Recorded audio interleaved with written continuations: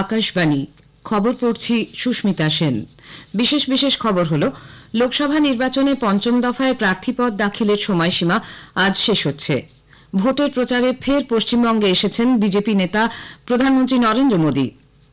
Vote পরবর্তী সময়ে কল্যাণমূলক কোনো প্রকল্পের বিজ্ঞাপন, সমীক্ষা বা অ্যাপের মাধ্যমে সুবিধা প্রাপকদের নাম নিবন্ধীকরণ অবিলম্বে বন্ধ করতে নির্বাচন কমিশন রাজনৈতিক দলগুলিকে নির্দেশ দিয়েছে। চীনকে স্পষ্ট বার্তা দিয়ে নতুন দিল্লি জানিয়েছে, শাক্সগাঁও উপত্যকা ভারতেরই অংশ। চীনের গুয়াংডং প্রদেশে রাস্তা ধসে মৃতের সংখ্যা বেড়ে হয়েছে 48। আইপিএল ক্রিকেটের রুদ্ধশ্বাস ম্যাচে গতরাতে সানরাইজার্স হায়দ্রাবাদ 1 রানে রাজস্থান রয়্যালসকে হারিয়ে দিয়েছে। মুম্বাইয়ের ওয়াংখেড়ে স্টেডিয়ামে আজ কলকাতা নাইট রাইডার্স মুম্বাই ইন্ডিয়ান্সের মুখোমুখি হবে। আসছি বিস্তারিত খবরে। লোকসভা নির্বাচনের পঞ্চম পর্যায়ের জন্য প্রার্থীপদ দাখিলের সময়সীমা আজ শেষ হচ্ছে। এই দফায় পশ্চিমবঙ্গের 7 সহ 49টি আসনে ভোট নেওয়া হবে 20 মে। জমা পড়া মনোনয়নগুলি পরীক্ষা করে দেখা হবে আগামীকাল। নাম প্রত্যাহারের শেষ দিন সোমবার 6 মে। এদিকে সোমবারই ষষ্ঠ দফার জন্য মনোনয়ন দাখিলের সময়সীমাও শেষ হবে। ওই দফায় 57টি আসনে ভোট গ্রহণ 25 মে। অন্যদিকে তৃতীয় পর্যায়ের নির্বাচনে আগামী 7 মে 10টি রাজ্য ও একটি কেন্দ্রশাসিত অঞ্চলের 93টি আসনে ভোট গ্রহণ। তৃতীয় দফার প্রচারাভিযান শেষ হতে আর 2 দিন বাকি। পাশাপাশি অন্যান্য দফার জন্য জোরদার প্রচার অভিযান চলছে। বিভিন্ন রাজনৈতিক দলের তারকা প্রচারকরা ভোটারদের মন জয়ে চেষ্টার কোনো ত্রুটি রাখছেন না। শীর্ষ বিজেপি নেতা প্রধানমন্ত্রী নরেন্দ্র মোদী ভোটের প্রচারে গতরাতে কলকাতায় পৌঁছেছেন। রাজভবনে তিনি রাত্রিবাস করেন। এ রাজ্যে আজ তাঁর 3 জায়গায় প্রচার কর্মসূচি রয়েছে। সকালে তিনি বর্ধমান পৌঁছবেন। সকাল 11টা নাগাদ বর্ধমান দুর্গাপুর লোকসভা কেন্দ্রের তালিতে সাই কমপ্লেক্সে দলীয় প্রার্থীদের সমর্থনে তার সভা করার কথা। এরপর কৃষ্ণনগরে পৌঁছে তেহট্টে একটি জনসভা করবেন তিনি। আজ অপরাহ্নে তাঁর বোলপুরে জনসভা করার কর্মসূচি রয়েছে। পশ্চিমবঙ্গে প্রচার শেষ করে মোদী যাবেন ঝাড়খণ্ডে। এই কেন্দ্রগুলিতে চতুর্থ দফায় আগামী 13 মে ভোট নেওয়া হবে। মোদী বলেছেন, বিশ্বের বিভিন্ন বিষয়ে ভারতের গুরুত্বপূর্ণ ভূমিকা রয়েছে। বিশ্ব ভারতকে আজ আন্তর্জাতিক সংকটের মধ্যস্থতাকারী হিসেবে দেখছে। গত 1 দশকে বিশ্বের কাছে ভারতের ভাবমূর্তির যে গুরুত্বপূর্ণ পরিবর্তন হয়েছে সে কথাও তিনি তুলে ধরেন। গতকাল তিনি গুজরাটের আনন্দ, সুরেন্দ্রনগর, জুনাগড় এবং জামনগরে নির্বাচনী সভায় ভাষণ দেন। কংগ্রেসের তীব্র সমালোচনা করে মোদী বলেন, রাজনৈতিক ফায়দা তোলার জন্য ওই দল দরিদ্রদের শোষণ করেছে এবং অন্যান্য অনগ্রসর শ্রেণীর মানুষের প্রতি অন্যায় করেছে। তিনি কংগ্রেসের বিরুদ্ধে নানা কেলেঙ্কারি, দুর্নীতি এবং বিভাজনের রাজনীতি করার অভিযোগ করেন। এদিকে প্রবীণ কংগ্রেস নেতা অশোক গেহলট গতকাল আহমেদাবাদে এক সাংবাদিক সম্মেলনে বলেন, দলের ইস্তাহারে সমাজের সর্বস্তরের মানুষের জন্য ন্যায় বিচারের গ্যারান্টি দেওয়া হয়েছে। বিজেপির বিরুদ্ধে মানুষকে বিভ্রান্ত করার অভিযোগ করে গেহলট বলেছেন, তারা মুদ্রাস্ফীতি এবং বেকারত্বের মতো মূল বিষয়গুলি এড়িয়ে যাচ্ছে। আপ নেত্রী সুনীতা কেজরিওয়াল ভাবনগর ও ভারুচের দলীয় প্রার্থীদের সমর্থনে দেদিয়াপাড়ায় রোড শো করেন। গুজরাটে 1 দফায় ভোট গ্রহণ 7 মে। অন্যদিকে মধ্যপ্রদেশের মোরেনায় গতকাল নির্বাচনী জনসভায় যোগ দিয়ে কংগ্রেস নেত্রী প্রিয়াঙ্কা গান্ধী প্রধানমন্ত্রী ও বিজেপি সরকারের সমালোচনা করেন। তিনি বলেন, নরেন্দ্র মোদী সরকার বিরোধীদের কণ্ঠরোধ করতে চায়। পশ্চিমবঙ্গের মুখ্যমন্ত্রী মমতা ব্যানার্জি গতকাল পূর্ব বর্ধমানের মেমারির জনসভায় এই গরমের মধ্যে 7 দফায় ভোট করানোর জন্য নির্বাচন কমিশনের সমালোচনা করেছেন। পাশাপাশি কেন্দ্রের মোদী সরকারকে আক্রমণ করে মুখ্যমন্ত্রী আবারও তাদের বিরুদ্ধে 100 দিনের কাজের টাকা রাজ্যকে না দেওয়ার অভিযোগ তোলেন। এর আগে তেহট্টের জনসভা থেকে তৃণমূল কংগ্রেস নেত্রী বলেন, সংসদে মোদী সরকারের বিরুদ্ধে কৃষ্ণনগর কেন্দ্রের দলীয় প্রার্থী মহুয়া মৈত্র সোচ্চার ছিলেন বলেই তাকে সাংসদ পদ থেকে বহিষ্কার করা হয়। বিজেপি রায়বরেলি লোকসভা আসনে দীনেশ প্রতাপ সিংকে প্রার্থী করেছে এবং উত্তরপ্রদেশের কায়সারগঞ্জ আসনে দলের প্রার্থী হচ্ছেন সাংসদ ব্রিজভূষণ শরণ সিং এর পুত্র করণভূষণ সিং। গতকালই দল এই 2 আসনে প্রার্থীদের নাম ঘোষণা করে। দলের প্রবীণ নেত্রী সোনিয়া গান্ধী গত লোকসভা নির্বাচনে ওই কেন্দ্র থেকে জয়ী হন। তবে কংগ্রেস উত্তরপ্রদেশের আমেথি এবং এই আসনটিতে এখনও প্রার্থীদের নাম ঘোষণা করেনি। উল্লেখ্য, রায়বরেলি, আমেথি এবং কায়সারগঞ্জ কেন্দ্রের জন্য মনোনয়ন জমা দেওয়ার আজই শেষ দিন। অন্যদিকে বহুজন সমাজ পার্টি পঞ্চম দফায় 6টি লোকসভা আসন এবং একটি বিধানসভা আসনে উপনির্বাচনের জন্য আরেকটি প্রার্থী তালিকা প্রকাশ করেছে।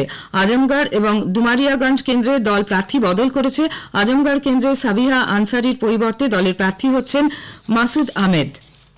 নির্বাচন কমিশন ভোট পরবর্তী সময়ে কল্যাণমূলক কোনো প্রকল্পের সুবিধা পাওয়ার ব্যাপারে বিজ্ঞাপন, সমীক্ষা বা অ্যাপের মাধ্যমে উপভোক্তাদের নিবন্ধীকরণ অবিলম্বে বন্ধ করতে সব জাতীয় এবং রাজ্য স্তরের রাজনৈতিক দলগুলিকে নির্দেশ দিয়েছে। এক অ্যাডভাইজারিতে কমিশন বলেছে, কোনো ভোটারকে ব্যক্তিগতভাবে ভোট পরবর্তী সময়ে কল্যাণমূলক প্রকল্পের নাম নথিভুক্ত করিয়ে দেওয়ার কথা বলা হলে লেনদেনের জায়গা তৈরি হতে পারে। এর ফলে ভোটে ছাপ পড়ার সম্ভাবনা থাকে। এ ব্যাপারে নির্দিষ্ট সংস্থানের অধীনে উপযুক্ত ব্যবস্থা নেওয়ার জন্য কমিশন সব জেলা নির্বাচনী আধিকারিকের কাছে নির্দেশ পাঠিয়েছে। প্রবীণ বিজেপি নেতা প্রধানমন্ত্রী নরেন্দ্র মোদী বলেছেন, তার সরকারের প্রতি মানুষের যে আশা ছিল তা আস্থায় পরিণত হওয়ার পরে এখন গ্যারান্টি হয়ে দাঁড়িয়েছে। একটি সংবাদ চ্যানেলকে দেওয়া এক সাক্ষাৎকারে শ্রী মোদী বলেন, কঠোর পরিশ্রম, অধ্যবসায়, কাজের গতি এবং সাফল্য ও স্বচ্ছতা বজায় রাখার ফলেই তা সম্ভব হয়েছে। পরিসংখ্যান দিয়ে শ্রী মোদী বলেছেন, 2014-এ তিনি যখন ক্ষমতায় আসেন তখন মানুষের তার প্রতি আশা ছিল, আর 2019-এ তা পরিণত হয় আস্থা ও ভরসায়।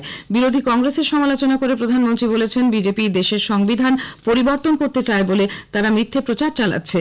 অথচ কংগ্রেসের ইতিহাসের দিকে তাকালেই দেখা যাবে যে তারা সংবিধানের মর্যাদা রক্ষায় বিশ্বাসী নয়।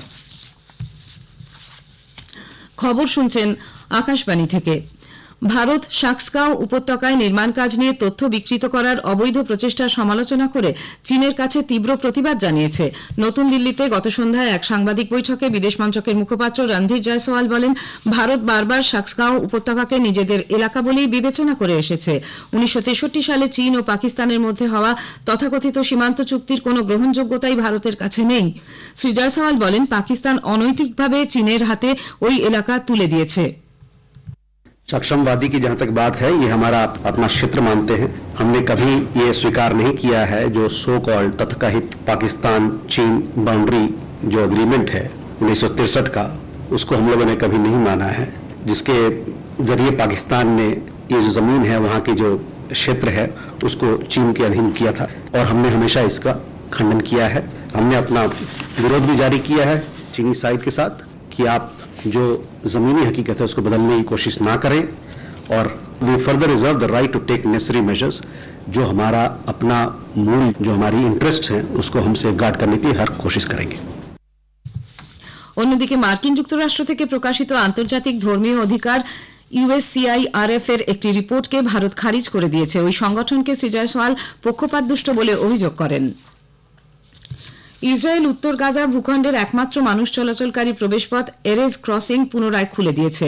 অক্টোবরে হামাসের আক্রমণের সময় এই প্রবেশপথ ধ্বংস হয়ে যায়। এই পথ দিয়ে ফের মানব চলাচল শুরু হওয়ায় দীর্ঘদিনের সংকটের পর ত্রাণ সরবরাহের ক্ষেত্রে পরিস্থিতির খানিকটা উন্নতি হবে বলে আশা করা হচ্ছে। চীনের গোয়াংডং প্রদেশে রাস্তা ধসে মৃতের সংখ্যা বেড়ে হয়েছে 48। তুমুল বৃষ্টিতে পার্বত্য এলাকার ওই এক্সপ্রেসওয়ে বুধবার রাত 2টো নাগাদ ধসে পড়লে 20টির বেশি গাড়ি পাহাড়ের ঢাল বেয়ে নিচে পড়ে যায়। সঙ্গে সঙ্গে আগুন ধরে যায় গাড়িগুলিতে। স্থানীয় সংবাদ মাধ্যমের ভিডিও ও ছবিতে আগুন এবং ধোঁয়ার দৃশ্য ধরা পড়েছে। মাটির নিচে চাপা পড়ে বহু যানবাহন। আহত 30 জনের চিকিৎসা চলছে হাসপাতালে। হায়দ্রাবাদের রাজীব গান্ধী আন্তর্জাতিক স্টেডিয়ামে গতরাতে IPL ক্রিকেটের রুদ্ধশ্বাস ম্যাচে সানরাইজার্স হায়দ্রাবাদ 1 রানে রাজস্থান রয়্যালসকে হারিয়ে দিয়েছে। সানরাইজার্স হায়দ্রাবাদ টসে জিতে প্রথমে ব্যাট করে নির্ধারিত 20 ওভারে 3 উইকেটে 201 রান করে। জবাবে রাজস্থান জয়ের জন্য 202 রানের লক্ষ্য তাড়া করে 20 ওভারে 7 উইকেটে 200 রান তুলতে সক্ষম হয়। সানরাইজার্স হায়দ্রাবাদের পক্ষে ভুবনেশ্বর কুমার 4 ওভারে 41 রানে 3 উইকেট দখল করে ম্যাচের সেরা হন। মুম্বাইয়ের ওয়াংখেড়ে স্টেডিয়ামে আজ কলকাতা নাইট রাইডার্স মুম্বাই ইন্ডিয়ান্সের মুখোমুখি হবে। খেলা শুরু সন্ধে 7:30টায়। কাজাখস্তানের আস্তানায় ASBC এশিয়ান অনূর্ধ্ব 22 এবং যুব বক্সিং চ্যাম্পিয়নশিপে পুরুষ বিভাগে ভারতের 4 প্রতিযোগী সেমিফাইনালে পৌঁছেছেন। 51 কেজি বিভাগের কোয়ার্টার ফাইনালে ভারতের মান্দেংবাম যদুমণি সিং, 57 কেজি বিভাগে নিখিল, 63.5 কেজি বিভাগে অজয় কুমার এবং 71 কেজি বিভাগে অঙ্কুশ তাদের নিজ নিজ প্রতিদ্বন্দ্বীকে গতকাল পরাজিত করেন। আজ 10 জন পুরুষ এবং 12 জন মহিলা সহ ভারতের 22 জন প্রতিযোগী সেমিফাইনালে প্রতিদ্বন্দ্বিতা করবেন। সিলেটে মহিলাদের তৃতীয় টি20 ম্যাচে ভারত 7 উইকেটে বাংলাদেশকে পরাজিত করেছে। এর ফলে 5 ম্যাচের সিরিজ ভারত 3-0 এগিয়ে থেকে সিরিজ জয় নিশ্চিত করেছে। শেষ করার আগে খবরের বিশেষ কিছু অংশ আরেকবার। লোকসভা নির্বাচনে পঞ্চম দফায় প্রার্থীপদ দাখিলের সময়সীমা আজ শেষ হচ্ছে। ভোটের প্রচারে ফের পশ্চিমবঙ্গে এসেছেন বিজেপি নেতা প্রধানমন্ত্রী নরেন্দ্র মোদী। ভোট পরবর্তী সময়ে কল্যাণমূলক কোনো প্রকল্পের বিজ্ঞাপন, সমীক্ষা বা অ্যাপের মাধ্যমে সুবিধা প্রাপকদের নাম নিবন্ধীকরণ অবিলম্বে বন্ধ করতে নির্বাচন কমিশন রাজনৈতিক দলগুলিকে নির্দেশ দিয়েছে। খবর এখনকার মতো এ পর্যন্ত।